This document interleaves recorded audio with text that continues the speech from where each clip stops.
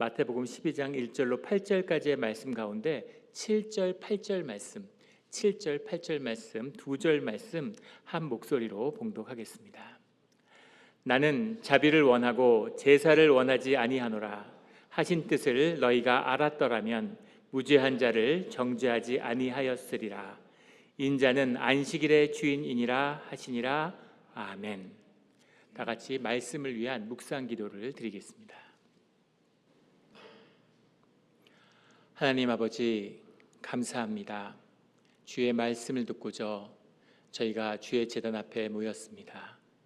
우리 마음의 기도와 우리 마음의 묵상이 주님께 연락되기를 원합니다. 감사하며 예수 그리스도의 이름으로 기도드렸습니다. 아멘. 오늘 주님이 주시는 말씀 마태복음 12장 1절부터 8절까지의 말씀에 주님이 주시는 도전은 인자에 관한 것입니다.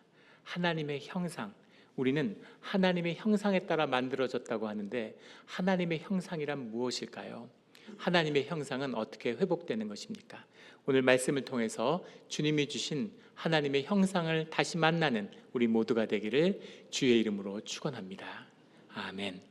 오늘 12장 1절 말씀에 보면 그때 예수께서 안식일에 밀밭 사이로 가실새 이렇게 나오고 있습니다. 그때라는 건 우리 11장부터 이어지고 있는 가버나움의 사역, 갈릴리의 사역이 실패로, 물론 현상적인 모습이지만 실패로 끝난 다음에 그 다음에 주님이 새로운 십자가의 길을 말씀하시는 그 사역이 시작되는 바로 그때를 말씀하고 있는 거죠. 그때 예수께서 안식일에 밀밭 사이를 가시고 계시는데 제자들이 시장하여 이삭을 잘라 먹으니, 시장하여라는 게 페이나라는 말인데 시장하다라는 말이 단순히 배가 고팠다는 얘기가 아니겠죠. 배가 출출한데 지나가다가 뭐 군것질 삼아서 뭘 좀 먹을까? 이제 그런 이야기가 아니라 굶주렸다는 겁니다. 페이나라는 건 기근, 굶주림을 얘기하는 거죠. 근데 이상하죠?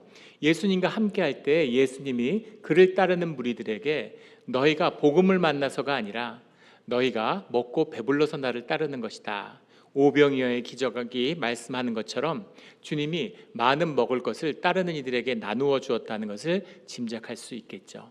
또 가져온 음식이 주의 이름으로 함께 나누어지는 그런 코이노니아의 은혜가 있었을 것입니다. 그런데 이 시간에, 이 순간에는 굉장한 배고픔과 이런 어려움이 몰려와 있는 것이죠. 주님이 그런 능력이 있다면 매번 먹을 걸 나누어 주시면 되지 왜 이런 배고픔 속에 걸어가게 되었을까? 이 배고픔의 의미가 우리의 삶에 본질적인 의미를 가지고 있기 때문이겠죠. 100% 사람이신 주님도 역시 똑같은 굶주림과 배고픔 속에서 제자들과 함께 밀밭 사이를 걷고 계시는 거죠. 이 배고픔이 우리에게는 잘 와닿지 않습니다. 하도 풍요로운 세상을 살고 있기 때문에 배고픔이 뭔지 다 다이어트와 살을 빼는데 몰두하고 있죠. 미국 사람의 85%가 고도 비만이라고 스스로 생각하고 다이어트를 한다고 그래요. 다이어트 약만 만들어지면 뭐 증시에서 난리가 나죠. 그런데 우리가 사는 이 세상에서도 UN 통계를 보면 하루에 2만여 명이 굶어 죽고 있습니다. 순수하게 먹을 것이 없어서 배가 고파서 굶주리다가 굶어 죽는 사람이 매일 2만 명이 넘는다는 거죠. 그래서 이 세상의 배고픔을 함께 나누지 못하는 단절된 세상의 아픔이 있는 것이죠. 우리 부모 세대에는 보릿고개라는 말이 있었습니다. 겨울을 지나고 나면 봄에는 먹을 것이 없어서 보리를 먹어야 되는, 옥수수를 먹어야 되는. 지금도 북한 사람들은 아무리 잘 사는 북한에서 노동당의 중앙당 간부를 하고 1% 안에 드는 특권층이라고 그래도 세 끼 다 밥을 못 먹는데요. 한 끼는 옥수수를 먹어야 된다는 겁니다. 그것처럼 오랜 세월 동안 배고픔으로 살아왔던 것이 인류의 역사죠. 그런데 하물며 이 시대에 예수님의 때에 팔레스타인에 있어서 이 배고픔, 이 식민지의 땅, 이 팔레스타인의 땅에서 사람들이 느끼는 배고픔이라는 건 어떤 것이었겠습니까? 그 배고픔, 이것이 오늘 말씀에 나오는 페이나, 시장하여의 본뜻이죠. 너무나 굶주리고 너무나 배가 고픈 것입니다. 그 배고픔 속에서 지금 밀밭을 지나다가 안식일에 이삭을 잘라 먹은 것이죠. 이삭을 잘라 먹었는데 이 밀밭은 누구의 밀밭인가요? 제자들의 밀밭인가요? 예, 남의 밀밭이죠. 남의 밀밭에서 서리를 한 겁니다. 남의 밀밭에서 밀을 이삭을 잘라 먹으면 되나요? 안 되나요? 예, 도둑질이죠. 남의 밀밭에서 밀을 먹으면 안 되겠죠. 그리고 이날은 안식일입니다. 안식일 날 이 밀을 먹는 행동, 이것을 바리새인들은 종교의 행위로, 이것을 일이라고, 너희가 노동을 했다고 올무를 씌우려고 하는 것이죠. 지금 바리새인들이 따라다니면서 주님의 복음을 영접하지도 않고 주님과 함께하지도 않고 천국 잔치에 동참하지도 않으면서 끊임없이 교리로 논쟁하고 종교의 올무를 씌우려고 희시탐탐 노리고 있죠. 이런 순간에 제자들이 안식일에 남의 밭에서 이삭을 잘라 먹은 겁니다. 그리고 주님께 와서 따지기 시작하는 거죠. 예수님을 직접 공격하기 시작합니다. 먼저 남의 밭에서 이 음식을 먹은 것, 이 문제에 대해서는 성경이 분명하게 그 진위, 그 죄악의 여부에 대해서 말씀하고 있죠. 그것이 신명기 23장 24절, 25절 말씀에 분명히 나와 있습니다. 신명기 23장 24절 말씀에 보면 내 이웃 포도원에 들어갈 때에는 마음대로 그 포도를 배불리 먹어도 되느니라. 그러나 그릇에 담지는 말며 25절에 내 이웃의 곡식밭에 들어갈 때에는 내가 손으로 그 이삭을 따도 되느니라. 그러나 내 이웃의 곡식밭에 낫을 대지는 말지어다. 이렇게 이야기하고 있습니다. 포도밭에 들어가서 배불리 먹는 것, 배고프면 배불리 먹을 수 있다는 거죠. 그런데 어디 자루 같은 데 따서 담아서 들고 나가지는 마. 먹기만 해, 배고프니까. 그 얘기죠. 밀밭에 들어가서도 따먹을 수는 있어. 배를 채워. 그런데 낫을 가지고 추수를 하고 단을 묶고 이러면 안 되겠죠. 추순하지 말고 배고픈 걸 먹어는 돼. 먹어도 돼. 이 말씀을 하고 있는 겁니다. 그래서 이 배고픔의 시대에 사람이 배고파서 먹을 게 없는데 포도밭이든 밀밭이든 들어가서 먹는 것, 이것은 문제 삼지 마라 라고 분명히 율법에서 이야기하고 있죠. 그래서 남의 밭에서 밀을 따먹은 것을 문제 삼는 것이 아니라 안식일을 문제 삼고 주님을 공격하는 것입니다. 안식일에 왜 일을 했습니까? 안식일에 왜 추수를 합니까? 라고 공격을 하는 것이죠. 3절에 예수께서 이르시되 다윗이 자기와 그와 함께한 자들이 시장할 때 한 일을 읽지 못하였느냐. 사무엘상 21장에 나오는 이야기죠. 아버지가 섬겼던 사울이 다윗에 대한 살의를 가지고 있다는 것을 요나단을 통해서 알게 되고 요나단과 눈물의 작별을 하고 시작되는 26장의 시작에 나오는 이야기. 너무 배가 고파서 도망쳐서 노베 땅으로 도망갔는데 노 땅의 제사장인 아히멜렉을 찾아가서 먹을 걸 구하는데 그 성전에 있는 봉헌된 빵밖에 없는 거죠. 그 빵을 청해서 다윗이 먹게 되는 이야기죠. 성전의 빵을 아무 자격도 없는 다윗이 어떻게 먹을 수가 있습니까? 어떻게 손을 댈 수가 있습니까? 그런데 그 떡을 먹은 다윗에게 정죄하거나 그것을 판단하는 그런 주님의 말씀이 성경에 나오느냐라고 주님이 물어보시는 거죠. 4절에 그가 하나님의 전에 들어가서 제사장 외에는 자기나 그 함께한 자들이 먹어서는 안 되는 진설병을 먹지 아니하였느냐. 그 배고픔 속에서 하나님께 드리는 그런 진설병을 먹었는데도 주님이 책망하지 않으시는데 너희들이 지금 배고픔 속에서 배고파가지고 먹은 이삭을 따서 먹는 그걸 가지고 너희들이 판단하고 정죄하느냐 이렇게 말씀하시는 거죠. 거기서 한 걸음 더 나아가서 5절에 또 안식일에 제사장들이 성전에서 안식일을 범하여도 사중에 율법 파괴를 말씀하고 계십니다.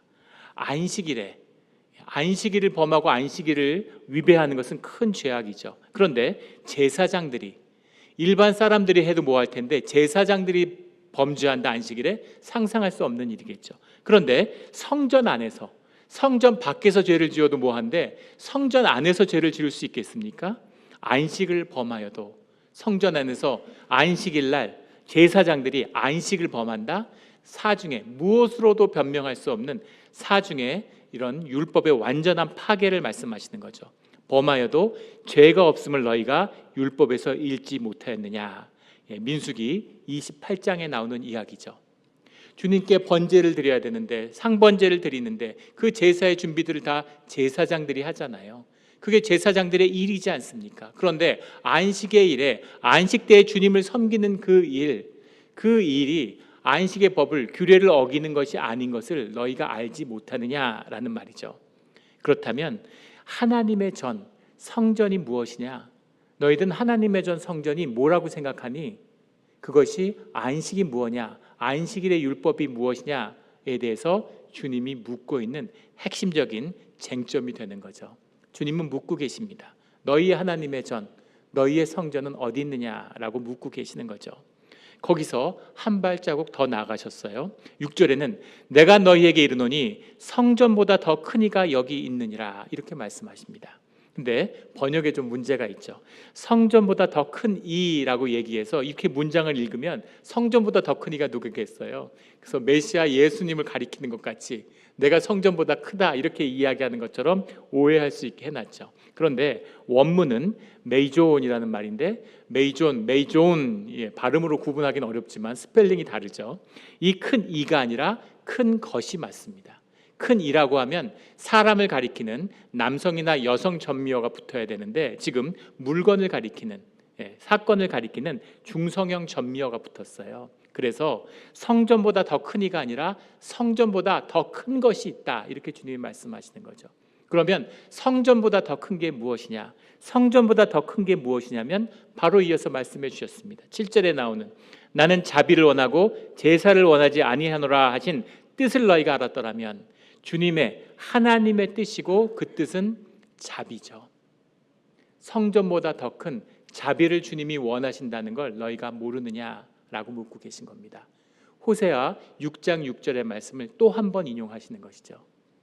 자비가 너희가 알고 있는 종교보다 너희가 알고 있는 안식보다 너희가 알고 있는 성전보다 더 큰 하나님의 뜻이 있다는 것을 말씀 속에서 선지자가 전한 하나님의 말씀 속에서 만나지 못했느냐? 그것이 자비고 하나님의 사랑을 나누는 인애다. 그게 더 귀한 것이다. 그걸 만나야지 라고 말씀하시는 겁니다. 그러시면서 너희가 알았더라면 너희가 알기만 알았더라면 무죄한 자를 정죄하지 아니하였으리라. 안식일에 제사장들이 성전에서 안식을 범하였는데 죄가 없음을 하고 말씀하십니다. 아나이티아스라는 말인데 아주 중요한 말이죠. 죄가 없다고 하는 거예요. 그리고 7절에 자비를 원하고 그리고 제사를 원하지 않는 하나님의 뜻을 너희가 알았더라면 무죄한 자를 정죄하지 아니하였음이라. 앞에 나오는 죄가 없음을 다시 한번 받으신 거죠. 무죄하다, 죄가 없는 자들이다. 죄가 없지만 불쌍히 여기는 게 아니라 죄가 없다고 말씀하시는 거죠. 자, 질문 드리겠습니다. 도전하겠습니다. 안식일 날 밀을 따 먹는 것은 율법을 어기는 일입니까? 율법을 지키는 일입니까?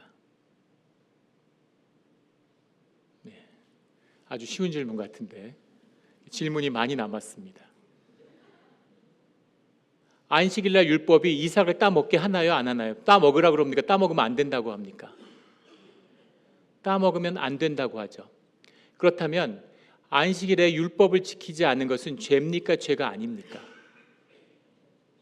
죄죠. 죄를 지었잖아요. 죄를 지었지만 용서해야 된다. 죄가 있는데 우리가 그 죄를 품어야 된다라고 말씀하실 수 있겠죠. 근데 주님은 뭐라고 말씀하시냐면 무죄한 자를 정죄하지 아니하였으리라. 죄가 없다고 이야기하는 겁니다. 주님이 죄가 없다고 하면 죄가 없는 겁니까? 있는 겁니까?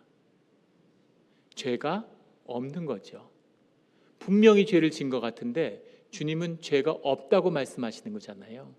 주님이 말씀하시는 죄가 없음, 무죄한 자의 비밀이 무엇일까 하는 것이 오늘 말씀의 도전이죠. 왜 죄가 없다고 하실까요?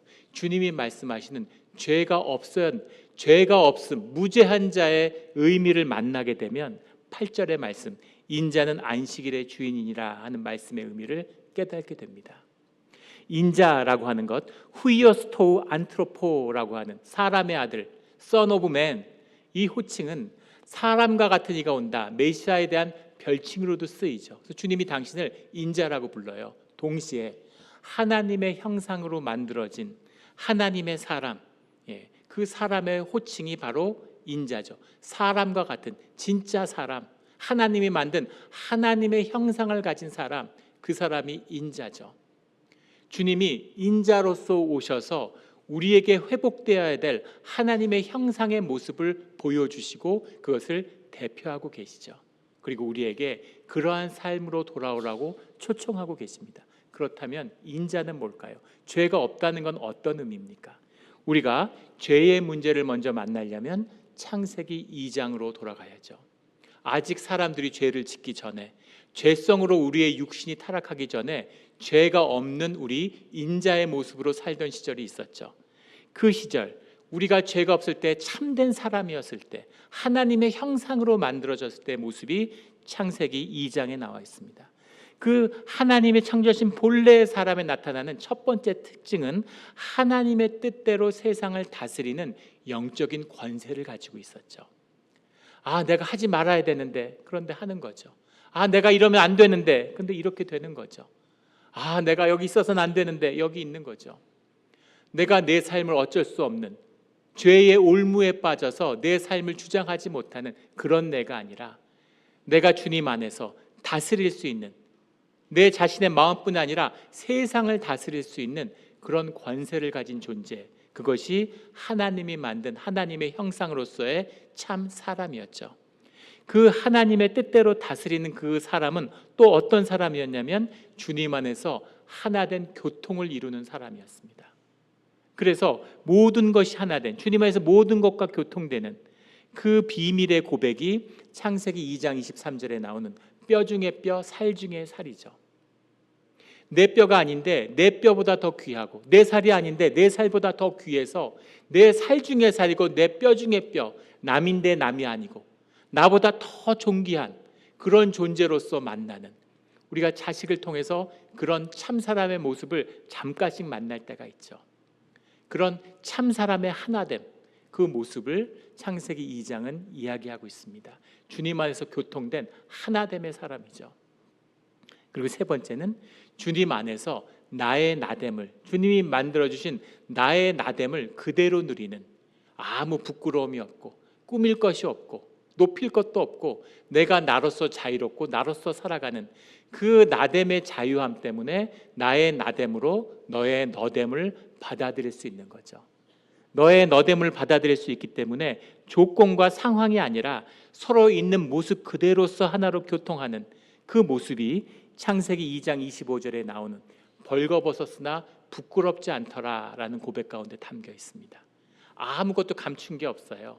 발가벗었지만 그러나 서로 아무것도 부끄러울 것이 없는, 아무것도 숨길 것이 없는 그런 교통하는 관계를 이루었다라는 거죠.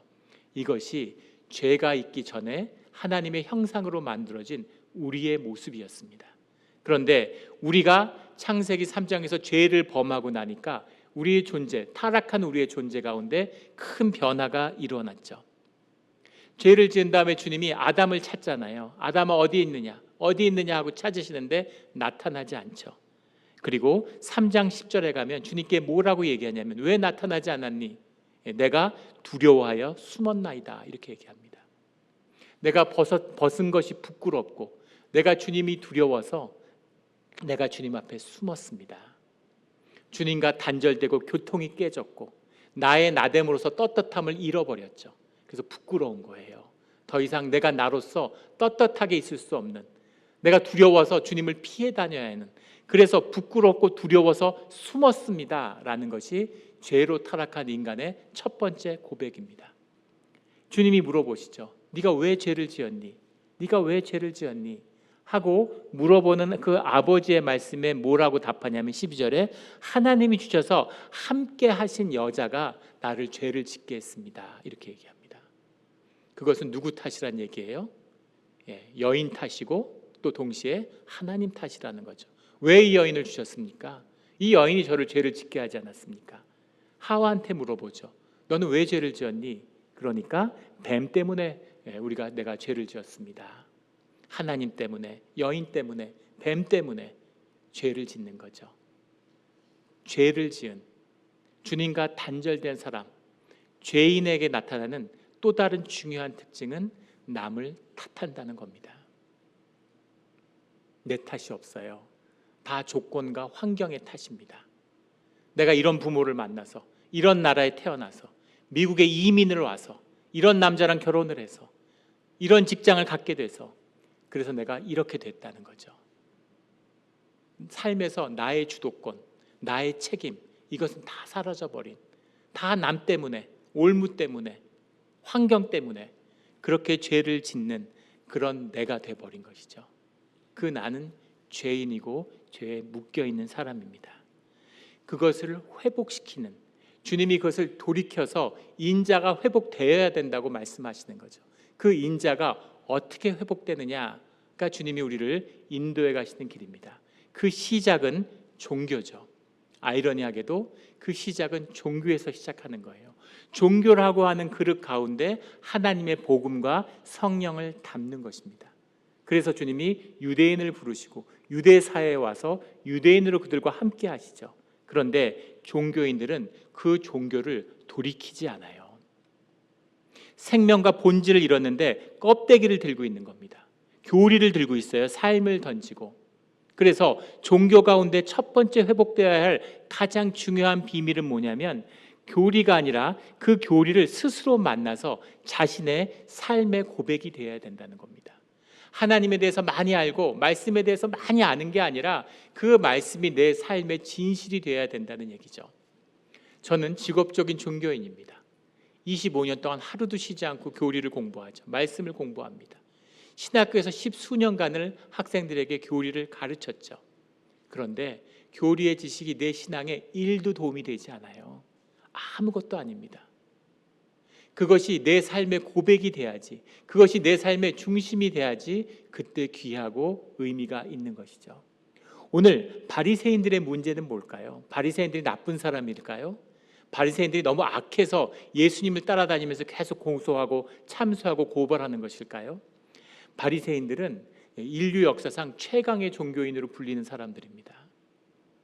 이 사람들은 우리가 평생 교회를 다녀도 금식 한 번을 못하는 분들이 많아요. 그런데 일주일에 이틀을 금식하는 사람들이에요. 평생 다니면서 사람들 길에 나가서 구제를 몇 번이나 해보셨습니까? 바리새인들은 매주 한 번 이상은 나가서 길에서 사람들을 구제하는 사람들입니다. 하루에 한 번 시간을 내서 기도로 하루를 시작하는 게 쉽지 않아요. 평생 교회를 다녀도 못하는 분들이 수두룩합니다. 바리새인들은 하루에 3번을 1시간씩 3번을 구별해서 기도하는 사람들입니다. 누구보다 구제하고 누구보다 금식하고 누구보다 사람들을 돕는 사람들인데 이 사람들이 왜 예수님을 못 잡아먹어서 예수님을 박해하고 예수님을 죽이려고 모의하고 끊임없이 올무를 치는 이유가 뭘까요? 이것이 종교의 문제인 것이죠. 주님이 우리를 초청하시는데 주님이 우리를 초청하실 때 이 종교인들은 그것을 거부하는, 종교의 중심은 에고기 때문이죠. 나의 의이기 때문입니다. 그 의의를 깨고 내 의의를 공격하는 것은 용서할 수 없죠. 주님을 만난다고 하는 건 십자가의 길이고 에고를 십자가에 못 박는 길입니다. 에고로 사는 사람들은 늘 불행해요. 왜냐하면 에고는 불행을 먹고 살기 때문입니다. 에고는 내 육체가 다른 사람과 단절되어 있는, 그게 나라고 믿고 사는 거짓이죠. 그렇기 때문에 내가 너보단 잘 돼야 되고 내가 너보단 잘나야 돼요. 근데 내가 너보다 잘나도 나보다 잘난 사람들이 많잖아요. 그러니까 늘 불행한 것입니다. 늘 다투고 늘 경쟁하고 늘 판단하는 것이죠. 우리가 자아를 잃어버리는 유일한 순간은 행복할 때입니다. 행복하면 자아를 잃어버려요. 행복하면 나를 다른 사람과 구별짓지 못합니다.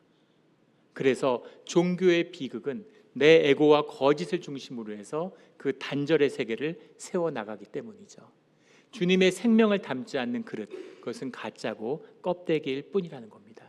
삶으로 진실로 주님을 만나야 된다라는 거죠. 두 번째, 우리가 주님 가운데서 이루어야 만나야 할 진실은 내 안에서 하나님의 형상이 회복된다. 하나님의 형상이 회복된다는 건 우리 안에 어린아이를 만나고 어린아이로 산다는 얘기죠. 두세 가정이 주님의 이름으로 모인 곳에 주님이 함께하는, 우리가 어린아이가 되어서, 어린아이들은 진실하잖아요. 어린아이들은 거짓이 없죠. 아무리 슬픈 상황 속에 있어도 좋은 일이 있으면 까르르 웃잖아요.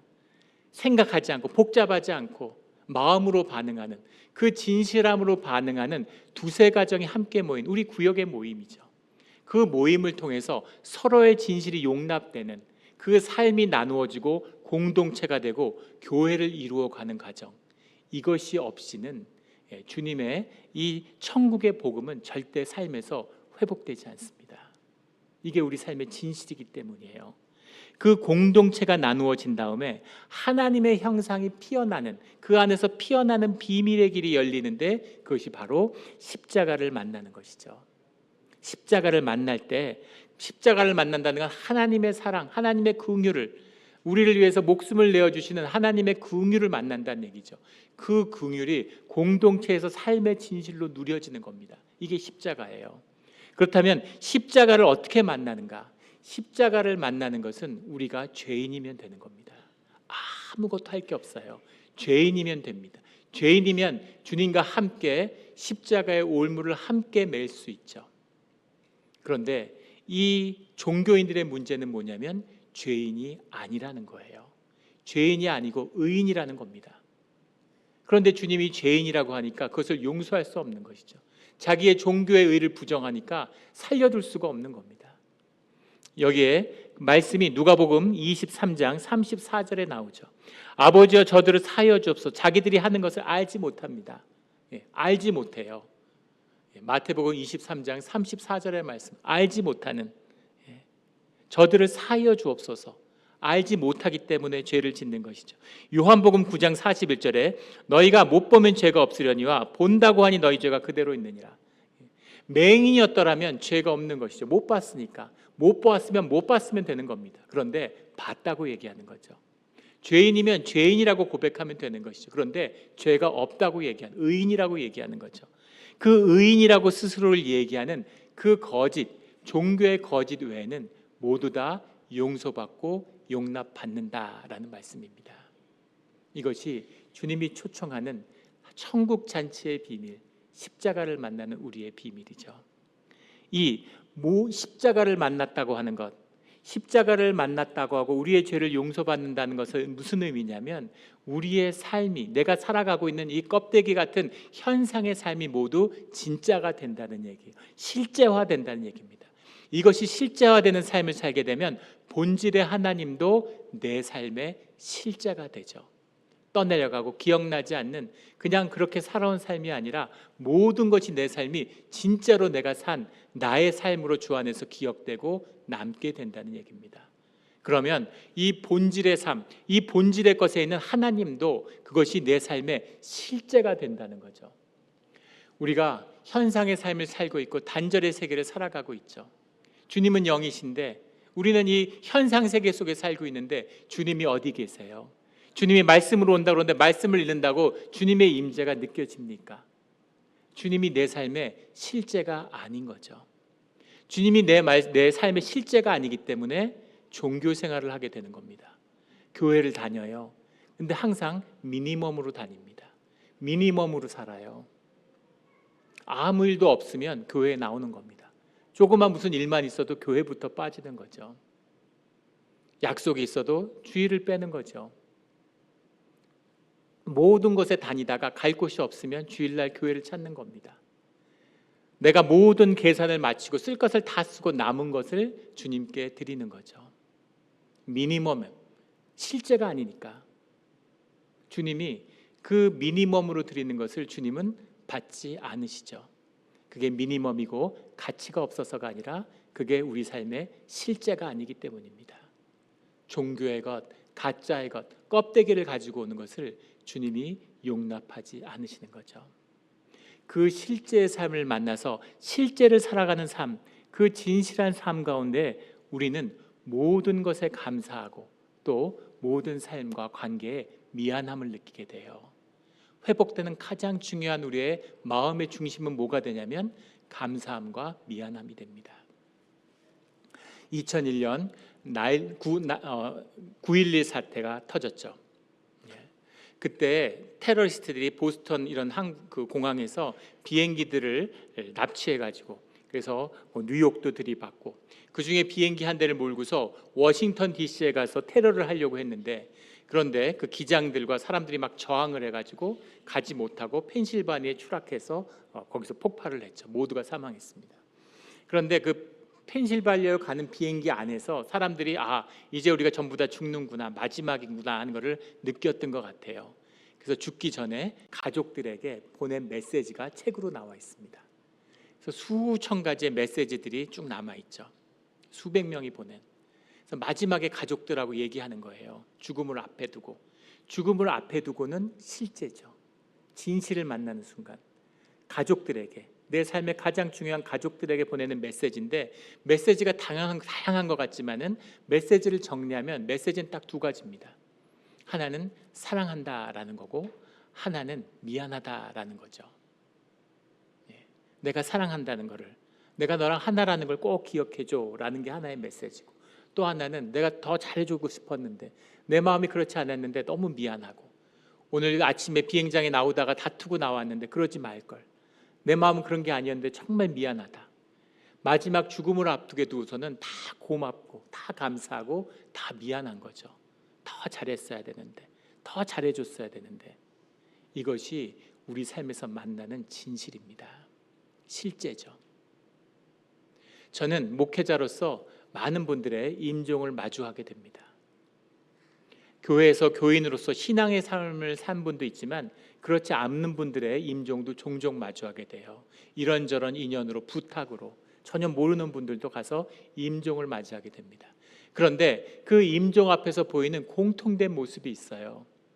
그 어떤 분도, 신앙의 삶을 살았던, 신앙의 삶을 살지 않았던 그 어떤 분들도 죽음을 앞에 두고 내가 집 한 채 더 갖췄어야 되는데, 이런 분 못 봤습니다. 내가 꼭 빌딩 한번 소유했어야 되는데, 그런 분 못 봤어요. 돈 더 벌었어야 되는데, 박사학위 땄어야 됐는데, 더 좋은 학교 나왔어야 되는데, 이런 분 한 번도 보지 못했습니다. 다 자녀들에게 미안하다고 다 고맙다고 얘기합니다. 너무너무 고맙고 더 잘하지 못해서 미안하다고. 그게 다 공통된 우리 인성의, 우리의 진실의 고백인 거죠. 이것이 우리 삶의 실제죠. 이게 실제인데, 이게 진실인데 왜 진실을 살지 못하고 뭘 소유하겠다고, 집을 더 갖겠다고, 빌딩을 갖겠다고 그렇게 살아가는 것일까요? 주님은 그 거짓의 껍데기를 벗고 진실을 살아간, 멍에를 벗고 주님의 멍에를 메고 진실을 살으라고 우리를 부르고 계시는 거죠. 주님의 진실을 산다고 하는 것, 그 삶을 살아간다는 건 아름답고 귀한 것입니다. 요즘에는 한국에서 교회라는 것이 웃음거리가 되고 조롱의 대상이 된 것 같아요. 교회를 아주 못 잡아먹어서 난립니다. 그렇게 된 가장 큰 이유는 교회 때문이죠. 우리 때문입니다. 그런데 그렇지 않은 시절도 있었죠. 크리스찬이 존경받고 사회에 귀한 선한 영향력을 미쳤고, 그것이 역사의 방향을 바꾸는 그런 많은 사건들이 오늘 대한민국을 세계에서 가장 불행하고 비참한 나라에서 복된 나라로 바꾸는 그런 일이 있었습니다. 또 그런 일이 앞으로 회복될 줄로 믿습니다. 우리가 기억하는 그런 크리스찬 가운데 장기려 박사님이 계시죠. 장기려 박사라는 분은 의사신데 평안도에서 태어나서 월남할 때 가족들을 잃어버리고, 그리고 부산에서 복음병원이라는 걸 열어서 평생 환자들을 치료했습니다. 지역마다 그 지역에 거점 병원이 있는데, 그 거점 병원들이 그 지역의 사람들을 위해서 큰 역할을 하는 그런 병원이죠.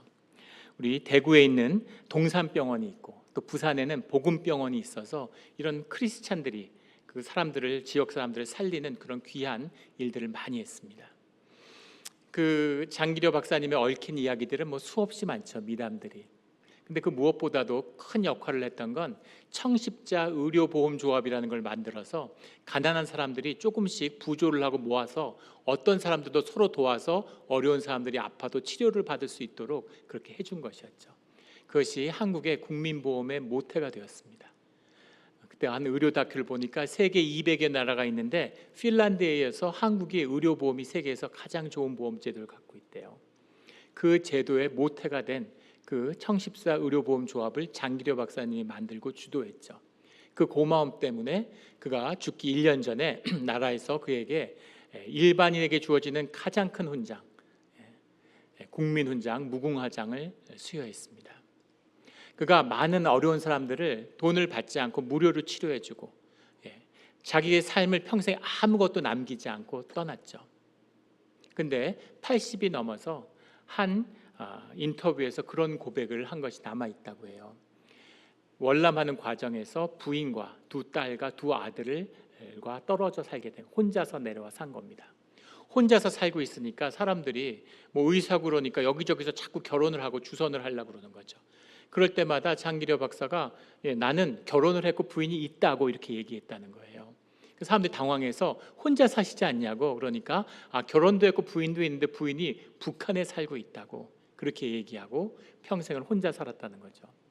그런데 어떤 고백을 하냐면, 사실 나는 그 두 자녀와 두 딸과 두 아들에게 늘 미안하고 죄송한 마음으로, 또 부인에게 죄인된 마음으로 살았다고.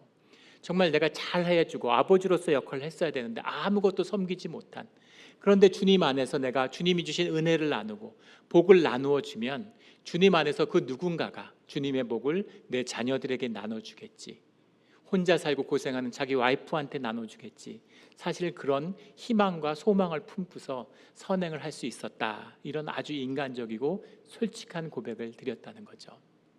어떤 날은 한 사람이 노숙자인데, 그 부산에 가니까 피난민들이고 얼마나 가난한 그 시절이에요. 근데 노숙자를 일고 있는 사람이 수표를 들고 와서 물건들을 잔뜩 사는 거죠. 쇼핑을 하는 겁니다.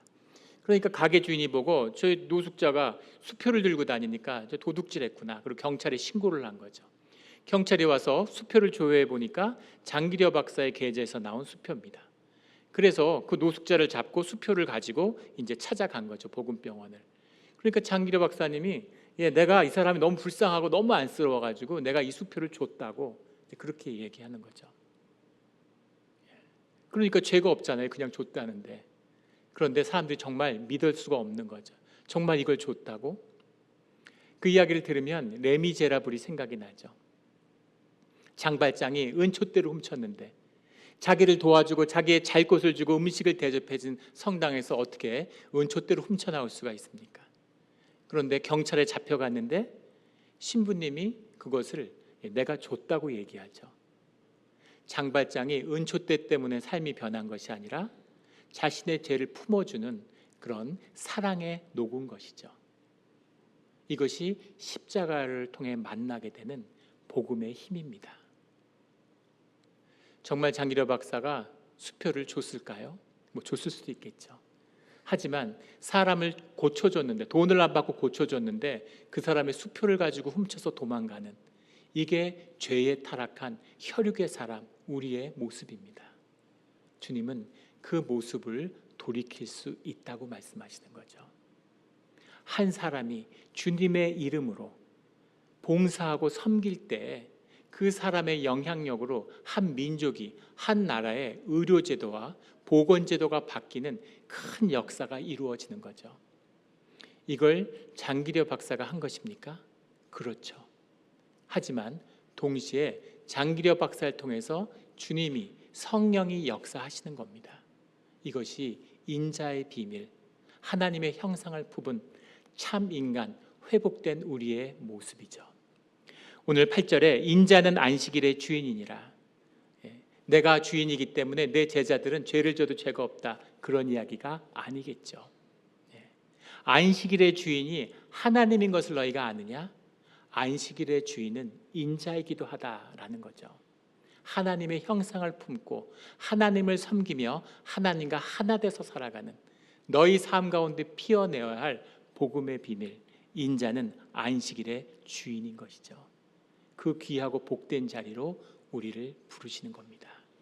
이 귀한 복음을 받아 그리스도의 몸된 교회로 하나님의 복음을 전하는, 십자가와 함께하는 우리 모두가 되기를 예수 그리스도 이름으로 축원합니다.